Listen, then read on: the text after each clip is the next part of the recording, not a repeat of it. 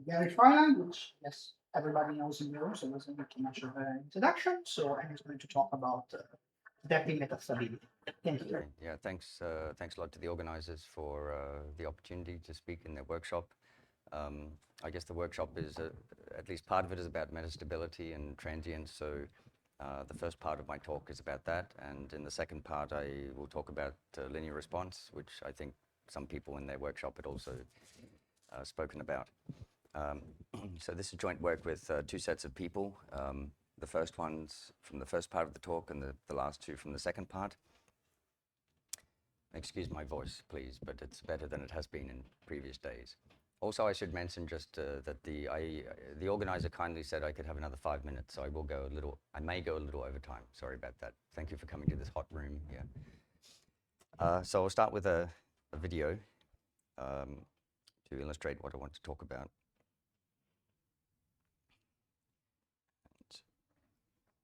Okay, so on the left, you have a cylinder flow, and I made these red coherent sets by some other method I'm not talking about today. But you'll notice that sometimes they move and sometimes they stay fixed in place. And on the right, when the left stays fixed in place, you get them appearing on the right. Yeah? And when they're moving on the left, you don't get them on the right. So when they're fixed, they are almost invariant sets, but they're transient because they're sometimes fixed, sometimes not. And so the first part of the talk is about how do I make the movie essentially on the right-hand side. There's been some related work by Catherine and also some people looking at ocean eddies. So there, what is done is you take these classical transfer operator methods due to Oliver and Michael Delnitz, and you look at eigenvectors, and then you slide a window along, and you carefully pick the window length, and then you have to stitch together the results you get across time. So what I want to do today is describe a method with just a single eigencomputation that covers the whole interval of interest. Okay, why do I care? Okay, so Catherine mentioned that almost invariant sets are these persistent phase space structures. If you have a system that's undergoing regime change, then you want to know how these structures change through those regime changes. If you want to make a reduced order model, which several people have talked about, then these are often components of that. They come from leading eigenfunctions of Koopman even, let's say. If something is changing dramatically across different regimes, then you want to be able to track this. And specifically, I have two examples. The first is a blocked regime in the atmosphere. So this is where you have some hot air that's coming along, and then it decides to sit over a place for several days, and you get a heat wave. And then it might move on or dissipate. And the second one is an example from Rayleigh-Bénard convection in a tank where you get these columnar structures that are forming, trapping fluid, sitting where they are, and then dissipating. Okay, so here's the general framework. I'm going to talk about a family of subsets of my domain M, parameterized by time, and I ask for two quantities. So first, they should be almost invariant. This means that you take a time, you evolve the flow starting at that time for some modest s, and you should get the same set again. And the second is this quasi-stationarity property in time. So we don't want this variation of at with t to be very big. We want it to be small so it stays approximately fixed in space. In fact, the main variation is it's going to be going away or coming. Okay, so I think I'm just kind of recapping here. What I want is a method to determine the emergence of these families, where they are in phase space when they are there, and when they go away. When they go away means you break at least one of these properties. Okay, so the setting is I have some time-dependent ODE. To make things mathematically nice, I'll add some noise. So my operators are nicer. You have then this well-known generator for the Fokker-Planck or the advection diffusion equation. Okay, so this is a second-order generator. And this G sub t I'm going to use quite a lot in the talk. So this is the generator of the vector field at time t, which will change with t because of the time dependence of the vector field. Okay, why am I talking about generators? Because they're connected with almost invariant sets. So in some work with Oliver some years ago, we computed eigenfunctions of generators and showed that they're connected with almost invariant sets. Why that is a somewhat lengthy explanation, but maybe I can just say that the eigenfunctions tend to localize on invariant objects, and the eigenvalues tell you something about the escape rate from the different objects. And to give you an impression of what's going on, if you think back to my video where I had these two red blobs, if I freeze the vector field at that time, and I make the generator for that frozen vector field, and I compute the leading three eigenfunctions of that generator, this is what they look like. So the first one is constant, because my flow is area preserving. The next one has this left-right separation, and the next one is a little more complicated. Now, in more complicated situations, I would say this encodes the almost invariant sets. And if you saw Catherine's talk, she gave a very nice description of how to separate these things. So we use this algorithm called SIBA. We want to find a sparse basis for this three-dimensional eigenspace. So this is what a sparse basis would look like. So these three functions approximately span the same subspace. They're not eigenfunctions, but they're sparse in the sense that their support is small. And so now you see here the two red blobs and the complement, let's say. So later in the talk, I'm going to show you lots of pictures that are colored red, and that is how I got those pictures. All right, now to capture this transience, I need to time expand. So I'm going to make a time expanded phase space in, I guess, somewhat slightly non-standard way for dynamical systems, even simpler. So you just take the Cartesian product of time with space. And then by capital letters, I denote all my space-time objects. So this would be a point in space-time. This is my space-time velocity field, so there's no drift in time. And my space-time diffusion matrix is just the one I had before in space, d-dimensional space. And then I have a scalar diffusion A in time. So when you put these together, you get now a stationary SDE in space-time, but the advantage is that it's stationary. It's not time-varying anymore because time is a coordinate. And so this SDE has, in the time if time is this way, and space is a fixed time, and then I get many copies of space like this.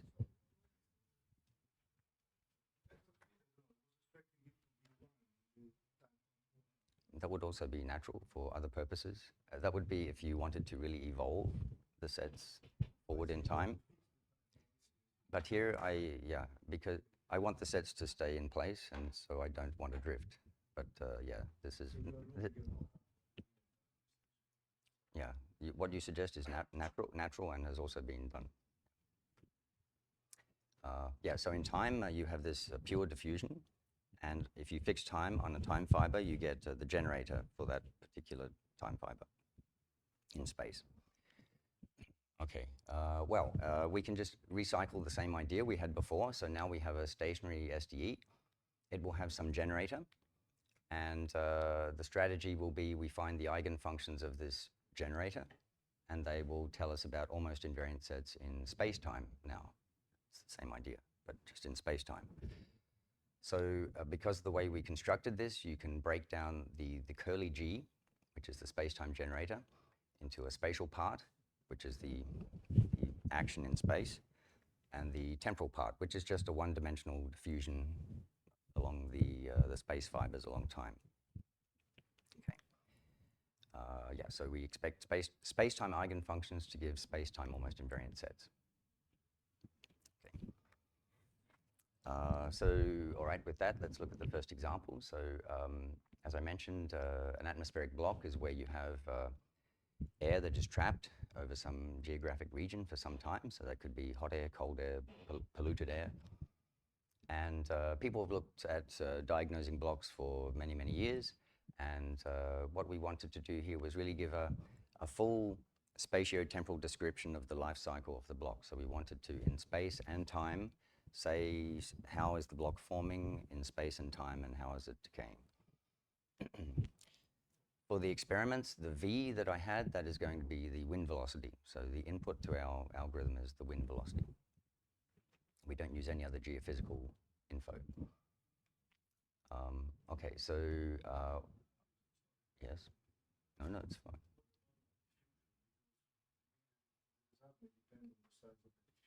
So the parameter A, I mean, or epsilon. Yeah, I mean, The you have an epsilon, but epsilon.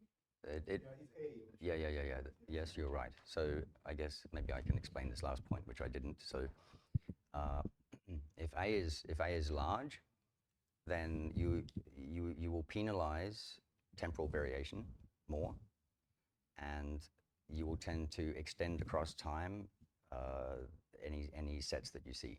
So you force them to vary slowly. If A is too small, then you don't penalize enough and you get rapid variation in time. So there is a sweet spot for A that allows change, but not too much change. But we have some heuristics for this. I mean, yeah, we have some heuristics. Yeah. Yes. So I'm going to show you a well-known heat wave in Eastern Europe. I guess, sadly, these days, the data set of well-known heat waves is getting large, very. You don't have to go back to 2003 anymore. This is a little detail about the data and the resolution. What we did is in space-time, on each time, for each fixed time, we compute using Ulam for the generator, which was this paper with Oliver, the GT. And so the numerical workflow is you'd form this curly G estimate using a grid in space-time, and you compute the large eigenvalues. You'd find the ones that are what I'm calling spatial, but this is trivial. These are the ones that have some non-trivial spatial variation. They're not constant in space. And then you throw these into SIBA to separate the different families. So what I'm showing you on the next slide is one of these families, the one that corresponds to this block that I'm talking about. I don't have. Just construct the.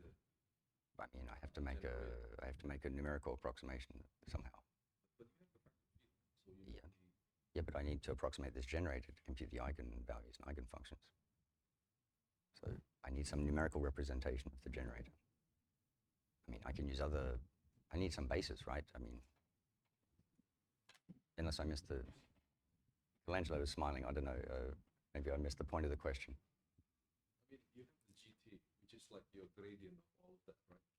I don't. Well, I mean, I can write down a formula for the Yeah, you GT, can but write yeah, just that's what I'm doing. But Ulam is discretizing on a grid in space-time. So I have little space-time cubes everywhere. Yeah, so if you can read, there are dates at the top. So each image is separated by 1 or 2 days. So, and I don't know, I guess people recognize this as Western Europe. So this is Scandinavia, and this is the Black Sea, and so on. Yeah. What you see is you get this block forming, and then it's very strong, and then it's decaying like this. And so this is what I'm showing you is a slices of this space-time SIBA vector through time. And you can understand a little by looking at the wind field. So in the beginning, you have this jet passing through here, and then you start to get a little recirculation region, which grows a bit in place. Then it grows, and it's really staying in place, same. And now here, you still recirculate here, but you've moved now to the east, and so you're destroying the quasi-stationarity property of the block, and then you move further to the east. This is the surface temperature anomaly, so how much warmer than usual on the ground. And you can see that, okay, you are warming up, a little warm here. Now you are quite warm, and now the warmth has moved here. So this region that was really warm before, it started to cool off. And so this corresponds to the...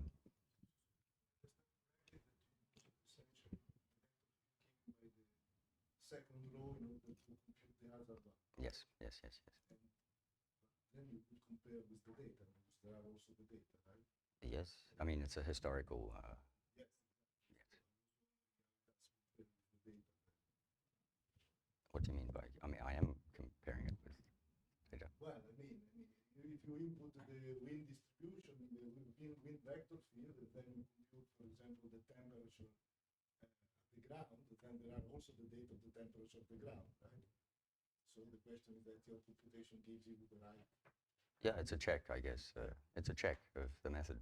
Yeah, Yeah. yes. I wonder if it works. Well, I don't know. It's up for you to judge, I guess. But I'm trying to convince you that it works. Okay. Or at least it's broadly, let's say, broadly consistent with what happens on the ground. I mean, it doesn't have. There is a delay on the ground too, right? Like if you were very hot one day, the next day the ground will still be hot. So there's a delay in the lower portion. There's a delay. It's not accounted by this or the wind, but you. I mean, if you want to match it really with temperature, then there's a bit of delay in the temperature. Yeah.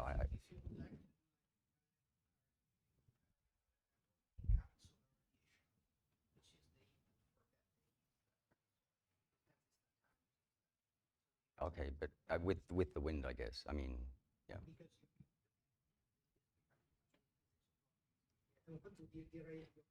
I mean, it needs these. You need firstly the trapping property, and you need the fixed in space property together.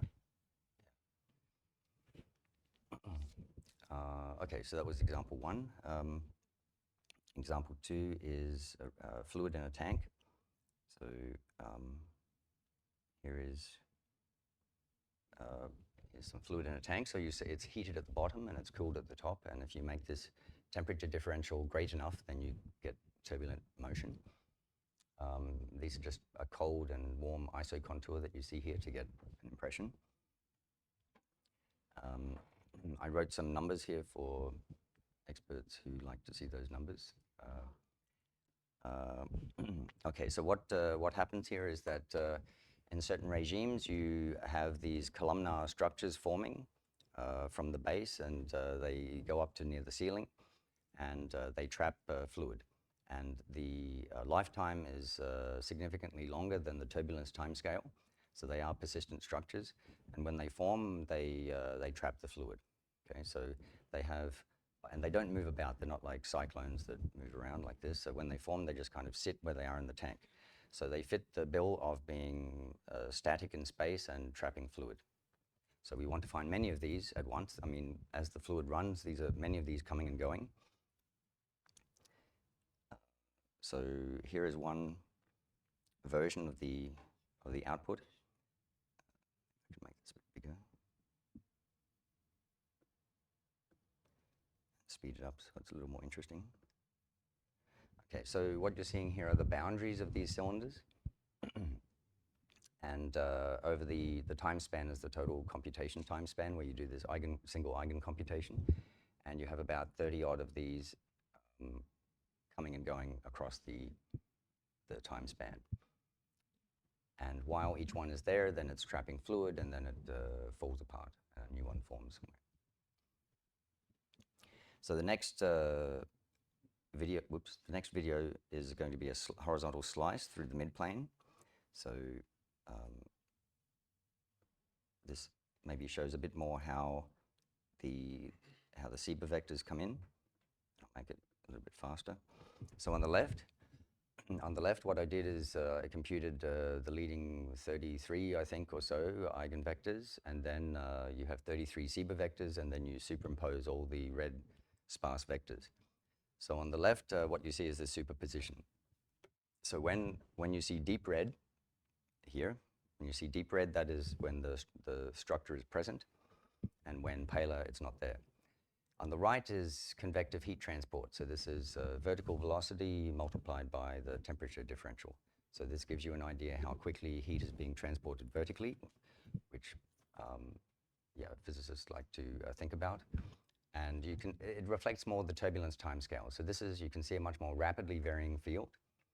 And what is happening on the left is we extract these slower moving structures that are embedded within the turbulent flow. Notice also as they're coming and going, they're not really moving around. They move maybe a little bit, but they stay in place. Okay. So that's the end of part one. So I showed you this method to find these, the emergence and disappearance of these approximately static in space, approximately invariant objects. And for the atmospheric block example, then we get full life cycle information in space and time. And for the turbulent superstructures, yeah, I mean, we're thinking about how we can use these to try and build reduced order models for this kind of turbulence that could be based around these slower decaying objects around which you might have simpler turbulent terms. All right. Yes. Could you use these techniques as an early warning indicator for a blocking event? Like, so before it happens, you see something in the eigenvalues or? Yeah, maybe I thought a little about this, but yeah, I mean, I suppose it might be connected with an eigenvalue getting close to 0 for the generator, something like this. Yeah, but nothing beyond that. Yeah, nice question. Okay, so now the second part is about linear response. So I think everyone knows linear response is about the first order response of various quantities of a system, how they respond to perturbations. So I'm going to take an operator theoretic approach to this, and I'm going to actually look at optimal linear response, where you have some objective that you want to achieve, and you want to know how do you perturb the system, what is the best way with a given perturbation budget, how should you spend that budget to push the system in the direction you want to push it. And the objectives today are going to be moving around the leading eigenvalues. So either pushing them closer to the unit circle or moving them around in terms of the argument.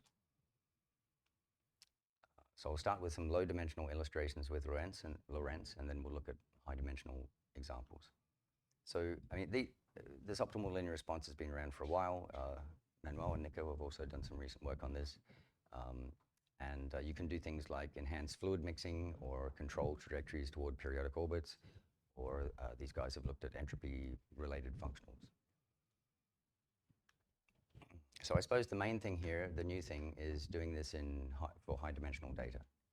So how can you do this in a data-driven way where your data might not be able to be gridded because you're in too high dimension?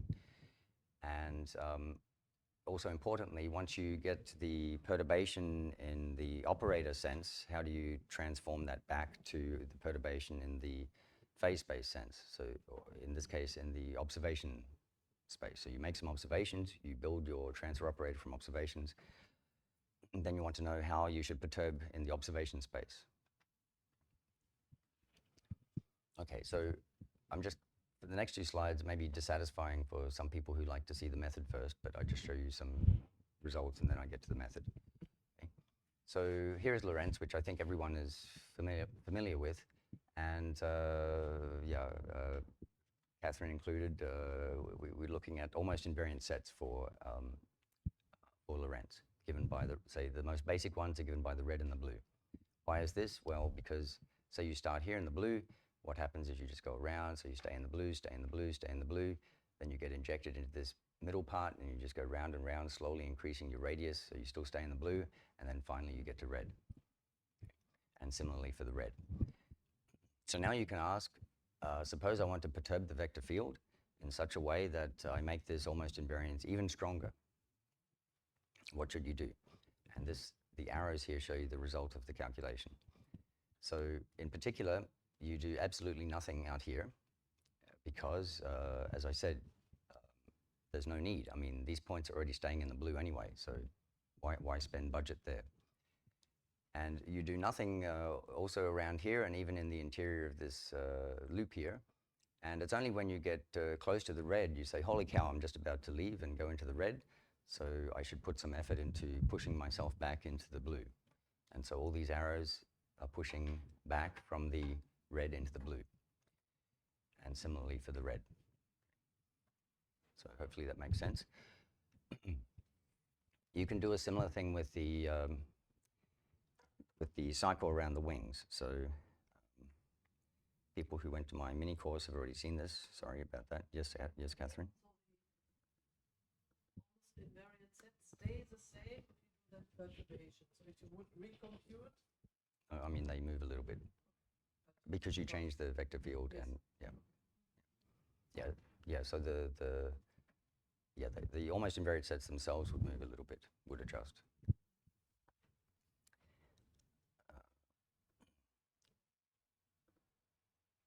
Okay, so before I get to the perturbation, I want to describe just extracting the cycle itself. So on the left, you have Lorentz trajectory. From this, we are building a transfer operator. And in the middle, what I'm doing is I'm plotting the argument. So so you have the eigenvalue 1. The next high magnitude eigenvalue is a complex conjugate pair. And you take the complex eigenvector corresponding to those, one of them. And here I plot the argument of that complex eigenvector. And what you see in some rainbow color scheme. So what you see is you go around the argument once as you loop around the wing. So what you're extracting is this cycle with the eigenvalue, and the eigenvector is describing this bulk motion around the wings. The eigenvalue, the argument of the eigenvalue tells you the mean period of this bulk motion. And you can then project onto the complex plane. This is the complex plane. So now I really plot, here I'm coloring by argument. Here I also color by argument, but I also plot in the appropriate position in the complex plane. Here you are going around at a constant rate. Here you are not. So you go more fast around here and more slow around here. So in this projection to the complex plane, you're also rectifying the cycle, making it a rigid rotation. Sorry, Terry. I missed something. Eigenvalue of what? So I made a transfer operator for Lorentz, which is obviously non-rigorous, but like Lorentz with noise, let's say. I just missed the first. Okay, so with that as background, then here is the same thing, but unfortunately in a different color scale, but it's still a cyclic color scale. It's the same thing. And now you ask, how can I perturb the vector field so that I speed up this bulk rotation? And the arrows show that. So when we first looked at this, we thought, what is this? It seemed to have no apparent structure to it. So we computed this projection onto the complex plane. And then it starts to make more sense, because what you see is you have these arrows that are tangential, and maybe a better way of saying it is they're orthogonal to level sets of the argument. So they're orthogonal to level sets. They're obviously, if you want to speed up the rotation, you want to push tangentially. And where do you put the effort? Okay, you do basically nothing much in this pink purple, which is the fast part of the attractor. And you put a lot of effort into this greeny blue, which is the slow part of the attractor. So you push where you're slow and you don't do so much where you're already fast. And in this picture, it's a little hard to see, but what you are doing is the arrows are pointing orthogonal to level sets of the argument. Okay. All right, so now I want to describe how you do this in high dimensions. So let's say we have some dynamics that we maybe can't see. Yes? Before going to the theory, how easy would it be to rerun, let's say, the equations with the vector field you just learned? So, you mean the one I just yes. Yes. How easy would it be to just add it to the equation? Have you done the experiment? You mean like to make a flow? Yeah, to make a flow out of this optimal perturbation. Not for this particular case, but we do it for other systems. Yeah, I mean you just embed it in a numerical integrator.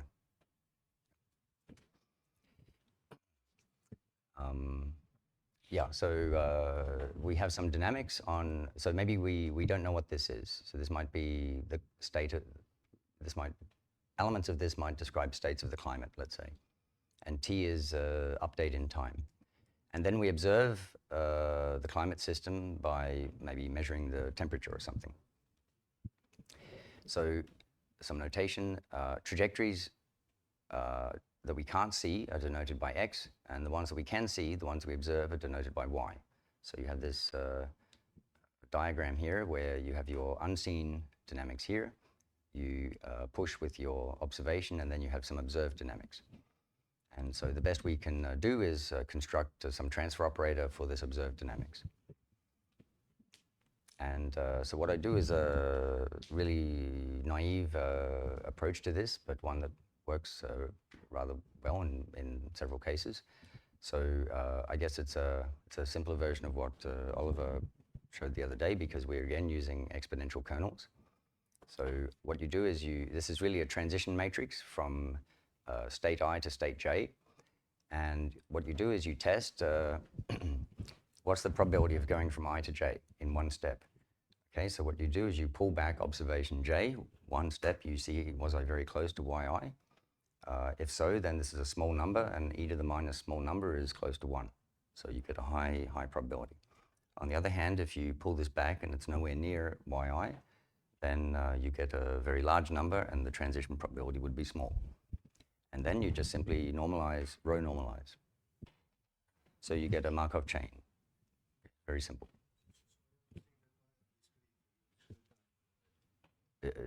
We're observing at discrete times. Yeah, y is, for example, this whole image is 1y. So here I have, say, 44,000 pixels. And y lives in R 44,771. So it's like continuous, I would say. Yeah. Okay.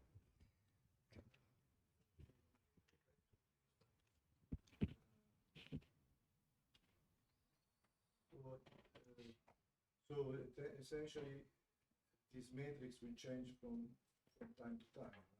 With Pij. We're assuming stationarity here, so we just have some very long time series of what? Very long observed time series, and we just make a. Sorry. I'm not sure how you compute I and j minus 1. Is that some kind of sampling? If it's a time series, then I think I said time series here. Yeah. So when it's a time series, then to get to yj minus 1, you just take the previous observation from yj, which you have because you have a time series. You have so it's just shifting along the time series you already have.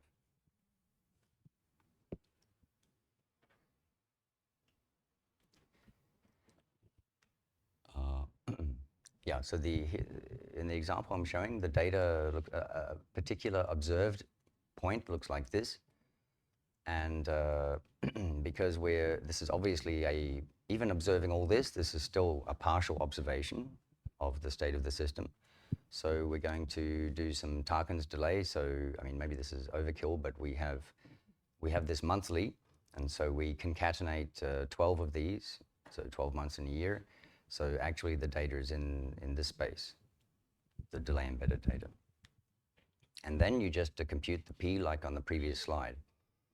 The only difference is instead of j minus 1, I did j minus 6. So I did a 6-month step. This is basically to reduce noise a bit, because if you go monthly, nothing much changes, and the P is a little close to the identity. So to get something a bit interesting, you step a bit longer. So we're using 400 years of model output, and there are 12 months in a year, so 400 times 12 is 4,800, and that is the size of our matrix. Sorry? It means, I guess, like the Industrial Revolution started around 1850, 60 something, and I guess there was less CO2 at that time, and but you see, it's 400 years, right? Like if we did it today, it's a bit silly to do 400 years from now. I mean, who knows what happens? So you go back to this stationary period where humanity was not putting much carbon dioxide and things were stationary. So you just say, okay, I fix the there are all these forcings like solar radiation, and forcing means input external inputs to the system.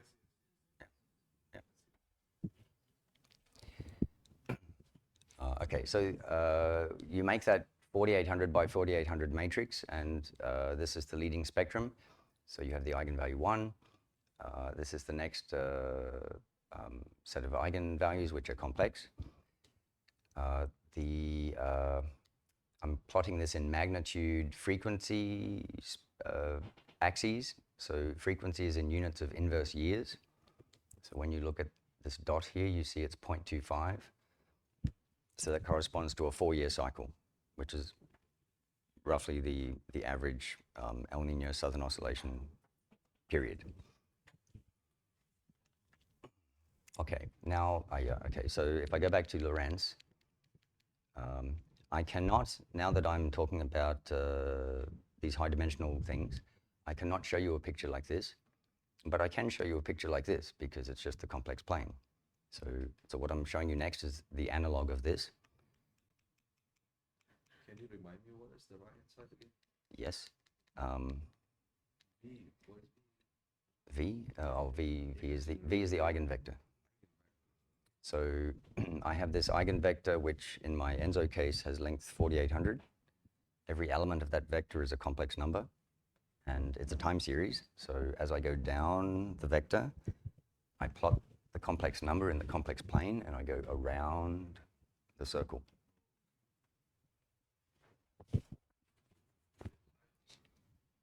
I mean, in this case, roughly. I mean, if there was no noise and it was deterministic and you just had a rotation on a circle or a torus or something, it should be exactly on the circle.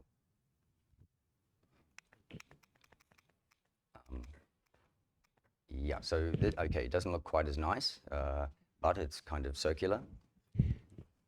And in any case, we're going to concentrate on the parts that are higher magnitude, because the stuff in here is probably noise and not so interesting. So people who are studying Enzo, what they do is they break it into 8 phases, and that is what we're doing here. So we have these 8 equiangular phases, and each of these dots is a month and corresponds to a sea surface temperature image.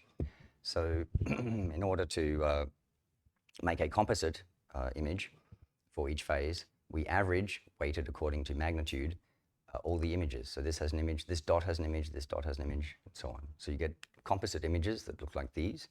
So here are the 8 phases. This is, you can rotate this arbitrarily. You can add a phase, doesn't matter, it's still an eigenvector.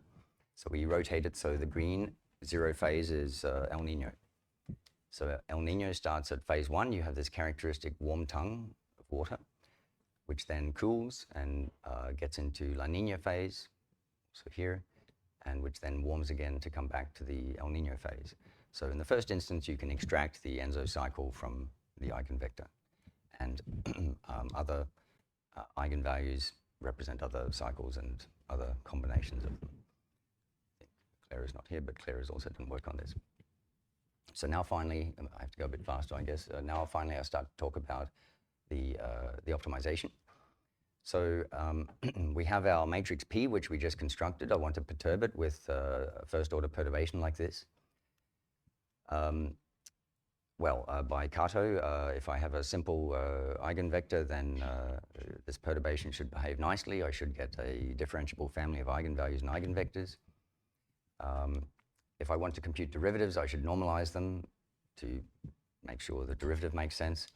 And what I would like in the end is an expression for lambda dot, because I want to push it around in some optimal way. So lambda dot, there's this well-known formula, d lambda delta d delta. Delta 0 is just given by this, where u naught star is the left unperturbed eigenvector, v naught is the unperturbed right eigenvector of p naught, and p delta is the thing that you're changing. Okay, so this is very classical. nicely, it's linear in P dot. Okay, so now how you would apply this is, let's say we want to perturb the Enzo cycle so it decorrelates more slowly. That would mean you want the magnitude of lambda to get bigger. If you want to speed up the Enzo cycle, then you want the argument of the lambda to increase. So the best way to do this is you take logs, okay, so you write in polar form, log lambda looks like this, and then it's easy to see that increasing the magnitude would be equivalent to increasing the real part of log lambda. Increasing the argument would be increasing the imaginary part of log lambda. And so let's say we do the real part, then we go back to this. So what we want to do is maximize this derivative. We want to make the motion as large as possible, the lambda dot as large as possible. So yeah, you can do a little calculus here, but in the end, you end up with something which is the expression we had before, but you just have some constants here. So everything except P dot is fixed. This is a lambda naught, this is a lambda naught, this is a nu naught, V naught. Only the P dot is the thing that you optimize. It's still linear in P dot. Okay, so here's the optimization problem. We want to maximize over P dot this expression. We want to, this first condition says that we maintain a Markov chain. So we maintain the row stochasticity. This says you have a perturbation of unit size. So I guess what we're really doing is we're perturbing in the tangent space of the space of stochastic matrices. And so in that tangent space, this would be a unit ball. And this says that if you could not do a transition before, after the perturbation, you probably should not be able to do a transition. So we don't want to create non-physical transitions through the perturbation. And this is a pretty simple optimization problem. You can write down an explicit solution for it, which I don't here. It's a little messy, but it's explicit. So now what we want to, here's the result. We take this eigenvalue here, which is zoomed in here, and then we do these two optimizations. First, to increase the magnitude. So we do that, and then we have some small delta, and the small delta perturbation moves this eigenvalue to here, almost parallel to the magnitude axis, so in the direction you want. Then we resolve for the imaginary part, and with a small delta perturbation, we get to here. Again, almost parallel to the frequency axis, which is the direction we want. So in terms of the eigenvalue, the optimization problem is doing what it's supposed to do. And now the only thing that's left is to see what this looks like in terms of sea surface temperature. So we want to investigate the effects of the perturbation P dot, which we computed, through the observation map.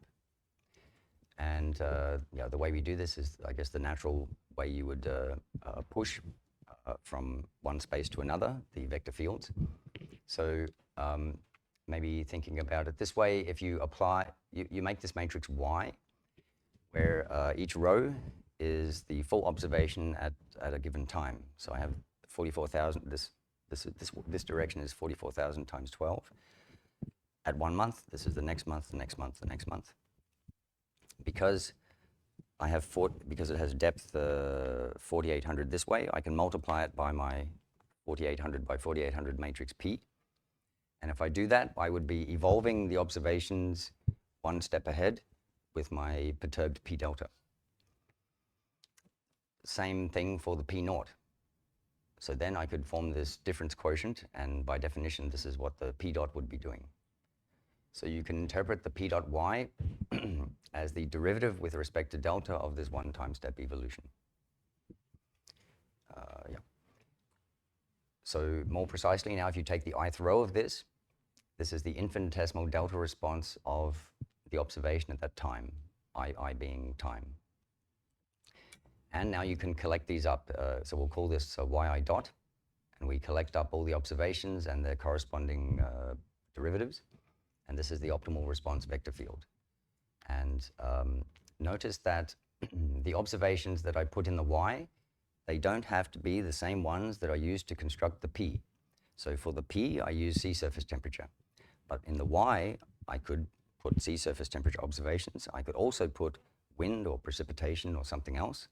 and I can then interpret my perturbation in terms of precipitate. What is the effect on precipitation? What is the effect on wind? Not just the original observation.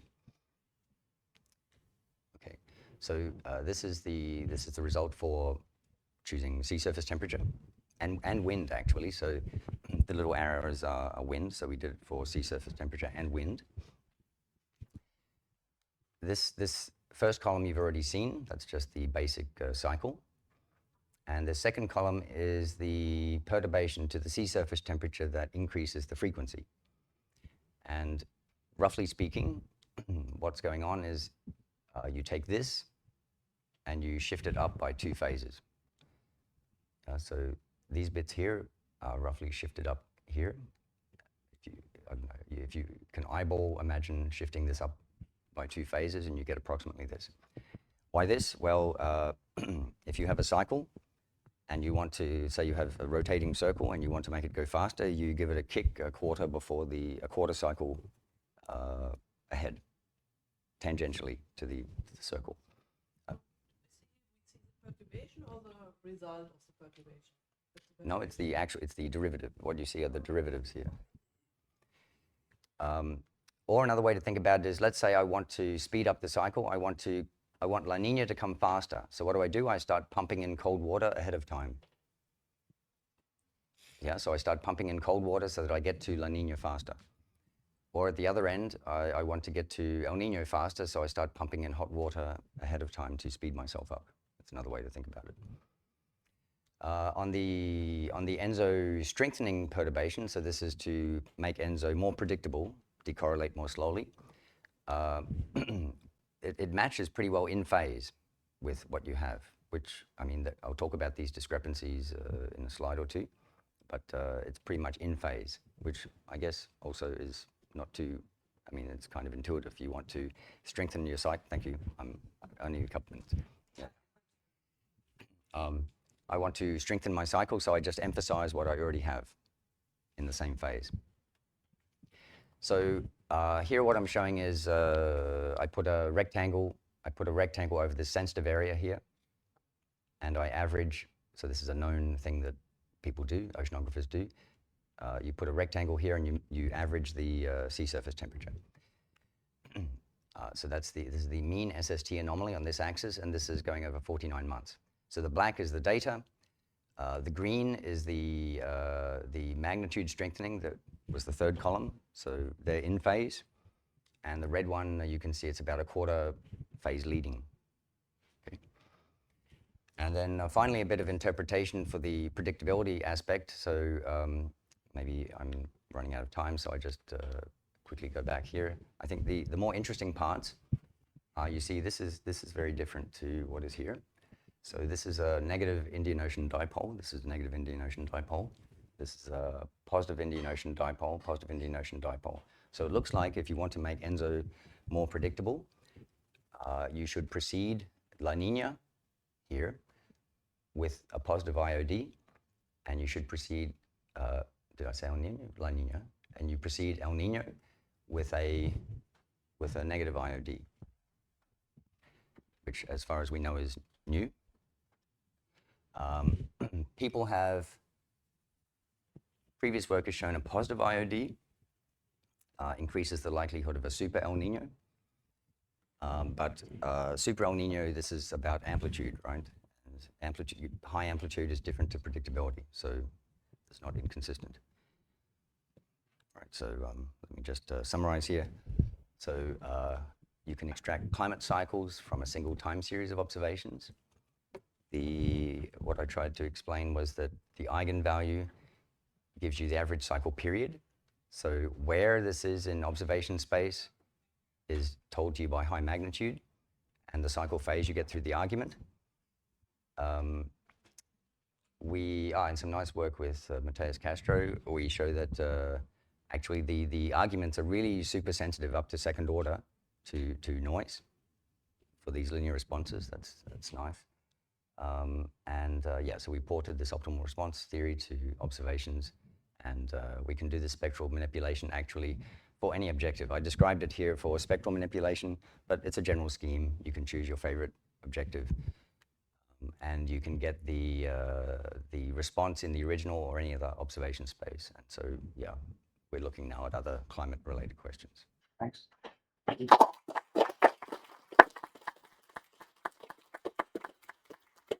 have several questions during the talk, but ciao.